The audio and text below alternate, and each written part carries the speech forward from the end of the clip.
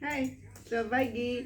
Ini hari kedua di Belanda, dan hari ini ceritanya tentang kemarin yang cukup lucu dan menarik. Lihat kacamatanya, mereknya Off-White. Saya beli di Jakarta saat semua ukuran mataku berubah, kacau pokoknya. Waktu itu satu hari aku bingung karena matanya nggak enak. Ternyata ukuran mata saya berubah dan mengganti semua lensa. Ini sebenarnya kacamata hitam tapi saya kasih lensa progresif. Jadi kalau siang kayak gini bening, kalau di luar kena matahari hitam. Dan kacamata ini membuat orang pada ngeliatin, bilang wow, keren bahasa Belanda kan barangkali ya, pokoknya wow sampai kasih jempol terus ke aku dan seru-seru banget. Nah, kayak sekarang buka aja. Kemarin di pagi-pagi itu kita memang niat banget ke Rotterdam dan sorenya ke Den Haag. Tapi ternyata memang cari pesawat keretanya itu, aku bilang tadi dari beberapa lusa kemarin saya bilang kereta di sini di Belanda tuh beda banget dengan di Jepang, di mana saya nyaman banget di Jepang. Saya bisa kemana-mana tanpa harus menyusahkan orang, kecuali kalau selalu masuk ke kantor stasiun untuk minta tolong petugas membawakan slooper atau rem mobile untuk naik turun kereta. Tapi aku bisa kemana-mana tanpa harus bingung gitu ya. Nah, ternyata di Belanda tuh jauh banget, aneh, dan buat saya tuh sangat tidak masuk akal. Karena saya pikir paling tidak, kan saya di Jepang juga, saya nyaman juga di Singapura tanpa saya harus menyusahkan banyak orang. Jadi saya nyaman banget dengan keretaan mereka. Tapi di sini ternyata ada dua jenis kereta. Satu kereta antar kota intercity ya, karena memang antar negara pun pendek jaraknya. Misalnya Amsterdam ke Paris, Amsterdam ke Brussels, Amsterdam kemanapun tuh cukup deket gitu. Jadi dianggap bukan antar kota saja, bahkan antar negara. Itu keretanya kuno, bisa 2 tingkat, dan masuk kereta dari peron itu 2 atau 3 undakan. Gila nggak? Berarti harus slope yang derajatnya itu cukup tinggi. Nah, ternyata itu nggak bisa sembarangan, jadi harus pesen. Jadi Mbak Ziska kemarin pesen sebelum saya datang untuk membawakan super itu. Bayang saya supernya kayak di Jepang, ternyata tuh kayak sebesar scaffolding besar, ada 2 meter kali 2 meter lah kira-kira. Itu bisa dibuka panjang dan tinggi, karena ketinggiannya 3 trap lah. Dan jadi harus kursi rodanya ya oke, tapi kalau kursi roda biasa agak susah karena terjal ya.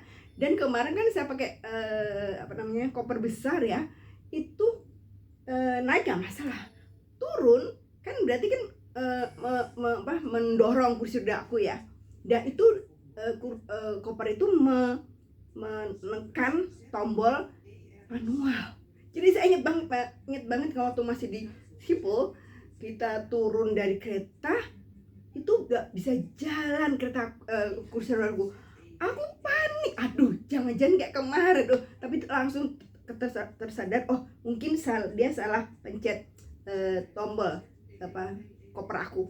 Saya dorong koper aku yang tidak ringan buat aku, satu tangan loh.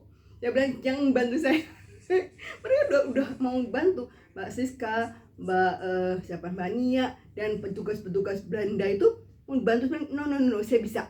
Nah, setelah ini memang saya tekan dan bisa jalan. Tapi maksudnya itu sempat membuat aku stres. Berarti nanti kalau saya keliling Eropa pakai kursi roda, pakai kereta, saya akan bermasalah dengan masalah ini. Ya, oke. Terus jadi kemarin kita ke Rotterdam. ada kereta yang jenis lagi adalah Sprinter namanya. Itu rata, ini lebih modern, keretanya rata dengan peron ya. Tapi ternyata ratanya ada jeda kira-kira 20 cm. Dan setiap pintu kan ada seperti di Jepang atau di Singapura, ada tulisan ada disabilitas atau sepeda. Jadi kalau saya naik kereta itu bukan ada tulisan disabilitas atau sepeda, saya kan mungkin roda saya yang kecil depan itu bisa nyangkut antara kereta dengan peron. Baru sadar ketika oh iya, yang tempat disabilitas itu ada jembatan 1 jengkal gitu. Jadi benar harus hati-hati karena di stasiunnya tidak ada tanda disabilitas atau sepeda.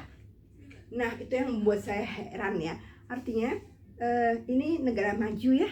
Ya mungkin buat saya sih karena negara maju dan negara tua, mungkin mereka punya not update, tidak ada updating untuk fasilitas disabilitas. Mungkin saya nggak tahu karena yaitu kereta Sprinter itu berhenti di mana saya di sini, tapi untuk disabilitas di sana harus ada jarak, itu berarti jalan ke sana aku nggak bisa tunggu di sana karena tidak ada tanda. Oke, itu masalah baru kan. Jadi itu, dan kereta Sprinter itu tidak semua tempat bisa dilalui. Karena apa? Karena kereta itu kecil, mungil, dan lambat. Dia akan berhenti di setiap stasiun. Tapi kalau kereta yang intercity itu bisa satu kota cepat sekali, bedanya bisa sampai 2 atau 3 kali lipat cepatnya daripada Sprinter gitu. Jadi karena memang supaya tidak ribet dengan super gede banget, jadi Mbak Siska memilih Sprinter. Saya bisa bolak-balik keluar tanpa bayar lagi. Jadi kita kalau Jepang kan keluar stasiun bayar, masuk lagi bayar gitu kan. Kalau ini tidak, kan niat kita adalah sampai Rotterdam, kemanapun keluar dari stasiun tidak bayar lagi. Nanti pencetnya di depan sebelum kota kita mau kemana gitu.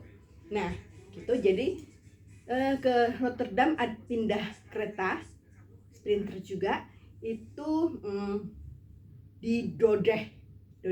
Jadi berhenti di Dordrecht, kata Mbak Siska, kita lihat kota dulu. Oke, dengan senang hati karena memang niatnya ke sini adalah survei.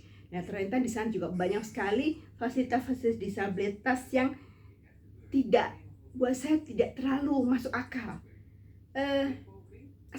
Beda banget. Nanti akan saya cerita setiap detail. Nanti ini cuma cerita secara global saja. Di Dordrecht ya kota-kota biasa standar dari Belanda, dengan bangunan tuanya keren sekali, pedestrian lebar dengan jalur pemandu. Kalau di Dordrecht itu double, saya nggak tahu 30 cm kali 2 panjang, saya nggak tahu kenapa, tapi jalur pemandunya antara yang lurus biasanya ada pemberhentian. Kalau kanan kiri itu ada titik, ini kan garis dot, itu tidak ada. Jadi dot-dotnya cuma ada kalau nyebrang, hati-hatinya itu tidak antar garis, itu tidak ada. Itu yang saya harus pelajari juga. Dan di sana hujan. Sebenarnya kita niat banget untuk makan di Rotterdam karena memang karena Rotterdam banyak sekali makanan ya, dan itu kota modern, dan karena kalau weekend biasanya ramai. Dulu juga saya pernah sana, itu ramai dan penuh dengan anak-anak muda yang bering-bering. Jadi tapi karena hujan, kami keliling Dordrecht kira-kira setengah jam mau ke stasiun, hujan. Kita pikir akan hujan juga di Rotterdam. Jadi oke, kita makan dulu deh di Dordrecht. Makan enak karena makanan khas Belanda, enak banget. Tapi harganya dong €12,5 tapi enak banget. Gak apa-apa sekali-sekali. Nah terus langsung ke Rotterdam. Terus pertama adalah ke pasar. Kenapa? Saya kan sudah bilang sama Mbak Sisa, tolong aku mau beli keju untuk oleh-oleh. Karena kalau keju di supermarket di tempat Breda atau yang supermarket biasa itu biasanya tidak ketahan lama. Itu memang untuk hanya sekali makan atau beberapa hari makan. Kalau di pasar itu memang dikemas untuk oleh-oleh. Jadi kemarin tanya itu 3 bulan di atas di dalam kulkas. Kalau belum dibuka itu bisa lebih lama lagi. Jadi saya beli goda yang bulat-bulat yang warna-warni itu dan rasanya berbeda-beda. Itu untuk 1 bulan ke depan tanpa dibuka, karena saya di Eropa 1 bulan dan dibuka di Jakarta dan masuk kulkas bisa tahan berapa bulan. Itu niat saya untuk mencari keju. Saya tuh gila banget namanya keju. Jadi saya beli yang kecil yang sudah dipotong-potong dadu untuk dimakan sekarang. Kemarin buka sore, kemarin pagi ini sudah habis untuk makan pagi. Nah waktu di pasar, nama juga pasar, jual beli itu ada barang baru, barang bekas makanan, barang-barang baju, apapun ada. Nah ketika jalan di pasar itu biasanya hanya weekend. Itu ada jualan baju-baju Cina ya, bekas atau tidak saya nggak tahu, tapi lucu-lucu, warna bajunya lucu-lucu, jadi kami tertarik.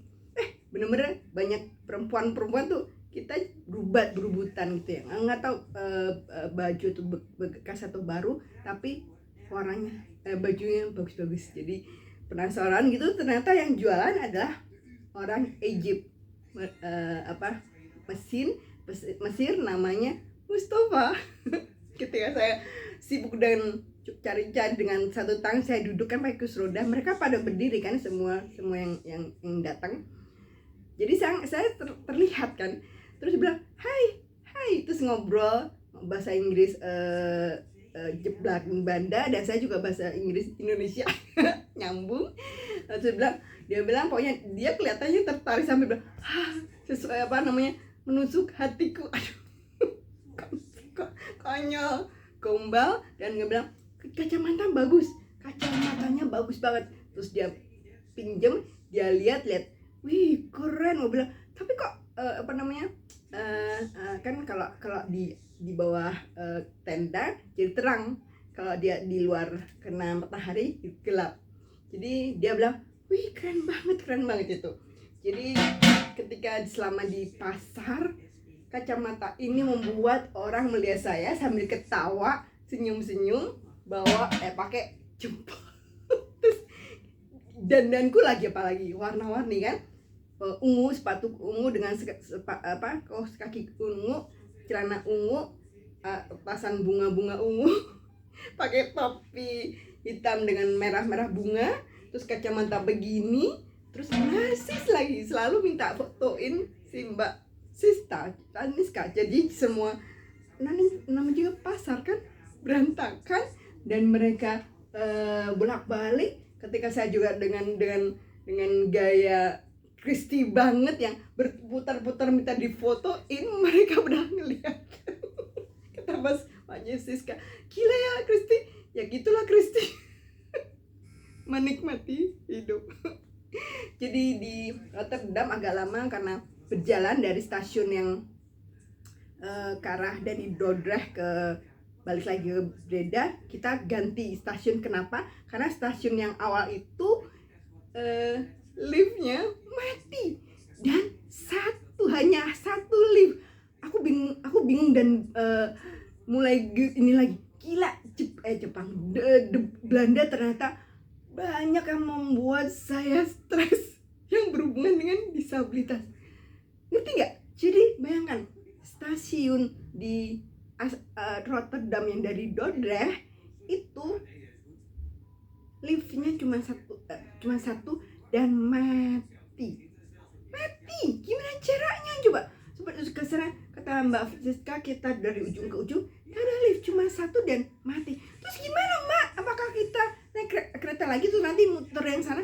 Gak bisa, ini beda jalurnya, nanti pokoknya nggak bisa ke Rotterdam. So gimana? Dia bingung, Kristi, kamu berani nggak pakai eskalator? Terus aku dorong kursi roda dia, no, bisa jungkel aku, dan itu berat. Dia nggak pikirkan tentang beratnya kursi roda dan aku, berarti kan kursi roda 25, saya 50, 75 kilo sampai 80 kilo naik eskalator. Mungkin nggak? Ya mungkin bisa, tapi ini kan Mbak Siska perempuan. Kalau cowok saya bisa, yakin bisa lah. Itu nggak, ya udah, tuh gimana? Bingung terus oke Mbak, kursi rodanya saya manualin supaya kan ringan tuh, sebenarnya ringan kalau di manualin. Terus dia pegang kursi roda untuk naik eskalator, saya naik tangga. Tahu kan namanya juga stasiun itu antar lantai itu bukan standar rumah tuh standar kan 3 meter. Ini standar kereta, berarti kalau saya pikirkan adalah mungkin lebih dari 5 meter sampai 5 meter sampai 6 meter tingginya. Berarti naik tangganya seperti itu dan 2 lantai. Setengah mati, capeknya luar biasa, tapi untung standar tangganya bagus. Perpendek dan lebar trapnya itu panjang, jadi aku tidak takut untuk melangkah. Kalau pendek saya takut melangkah. Terus standar railingnya juga oke, sehingga saya pegang dengan enak. Tapi mati-matian tuh capeknya luar biasa. Jadi sampai satu lantai, Mbak Siska turun ke bawah untuk bantu aku jalan. Saya bisa jalan Mbak, tolong nih jangan lihat jalan kaki saya, jangan bisa miring jadi jatuh. Jadi gitu, sambil ngobrol sambil ketawa dengan susah payah saya sampai atas, terus duduk. Jadi pulangnya berarti harus naik stasiun yang berbeda di Central Station Rotterdam. Jadi ternyata di 2 hari ini saya merasa dan melihat tentang fasilitas disabilitas Belanda tidak seramah yang saya bayangkan.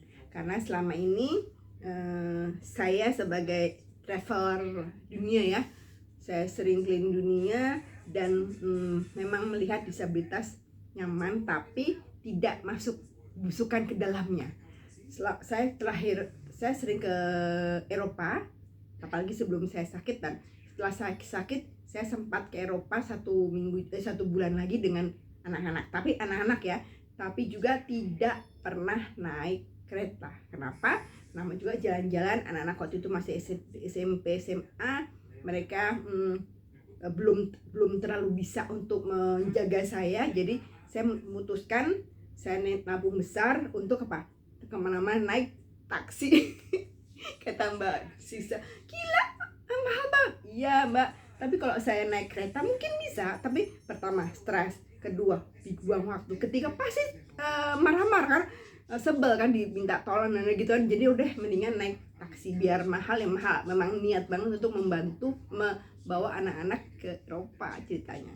Nah jadi saya belum pernah naik kereta di Eropa dengan kursi roda sendirian, karena sebelum sakit, sebelum stroke, saya sering ke Eropa naik kereta, tapi kan sehat, nggak berpikir tentang lift, nggak berpikir tentang jalur yang tidak nyaman, tidak, sehat kan, berjalan. Apalagi dulu masih orang proyek yang bisa kemanapun dengan jalan yang seperti apapun saya bisa.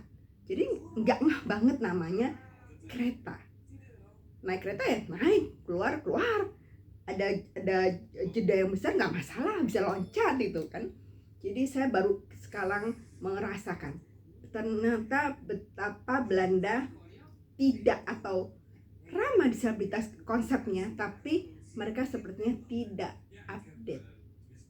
Konsep update itu sangat diperlukan ketika konsep disabilitas kan memang isu internasional ya, bahwa disabilitas butuh bantuan dengan fasilitas. Tapi ketika fasilitas itu sudah jadi dan zaman berubah, dulu kan tidak ada kursi roda, sudah biasa dan mungkin orang tidak berpikir untuk jalan dengan kursi roda. Zaman berubah, punya kursi roda elektrik, harus butuh ini itu, dan negara-negara tertentu tidak update seperti Belanda ini. I'm sorry to say, buat saya mereka tidak update walaupun konsep ramah disabilitas sudah ada. Buktinya banyak sekali, nanti akan saya cerita secara detail fasilitas disabilitas yang ada di Belanda. Tapi secara yang umum yang saya mendapatkan luar biasa susah payah dengan fasilitas keterbatasan untuk saya, itu memang saya harus mikir. Jadi kalau saya, karena ternyata waktu dari Schiphol ke Breda itu Mbak Siska bilang, dan ternyata benar terjadi, karena kereta itu tua, sering mogok. Jadi waktu dari Schiphol ke Breda, berhentinya 1 jam nggak jadi jalan naik kereta itu karena mogok, dan itu selalu terjadi katanya di Belanda. Terus pindah kereta berbeda. Bayangkan kalau saya naik kereta mogok terus minta struktur lagi, itu nggak gampang, harus telepon. Terus gimana? Dan kalau telepon, kata Mbak Siska, bukan telepon sendiri biasa, karena harus ada anggota. Kalau Mbak Siska tinggal di sini, terus gimana? Dengan juga bahasanya saya nggak ngerti Belanda, so harus pakai kereta Sprinter. Tapi Sprinter nggak bisa keluar kota, bisa, tapi lamanya bisa berjam-jam, mungkin bulan harian, karena berhenti setiap stasiun. Jadi ini masalah baru lagi yang harus saya pikirkan. Jadi aku ke Eropa bagaimana? Oke, apa sekarang 1 minggu di Breda, nanti saya akan berpikir lebih baik, karena nanti minggu depan saya ke Brussels, tinggal di satu rumah pendeta Indonesia yang sudah kita janjian tinggal di sana, dan saya akan bicara terus gimana, karena beliau sering keliling Eropa naik kereta, beliau adalah pendeta. Jadi lihat saja nanti lah. Kalau ditanya Mbak Siska sangat khawatir dengan keadaanku, bilang, "Oh, saya mikirlah, saya nggak terlalu mikir banyak." Kenapa? Saya yakin Tuhan ada. Ketika saya butuh bantuan, ada. Yang kemarin ya kan cerita tentang boarding pass yang ketinggalan, tiba-tiba ketika saya keluar dari toilet dari pesawat, lihat di tempat duduk di pesawat, gila, ada boarding pass. Itu dari mana? Dan itu terselip di selimut di pesawat. Itu selimut itu dari pesawat diplastikin. Terus ini boarding pass itu dari mana? Tuhan menerbangkan dari bandara Dubai ke pesawatku, itu pasti Tuhan yang kasih. Tuhan lewat malaikatnya. Dari mana nggak tahu. Sungguh nggak tahu, nggak masuk akal. Ada di lipatan selimut, di mana boarding pass itu ketinggalan di Dubai. Boarding pass itu dibutuhkan untuk mengambil barang saya, kursi roda dan koper, karena tidak ada bukti ini punya saya. Kacau kan?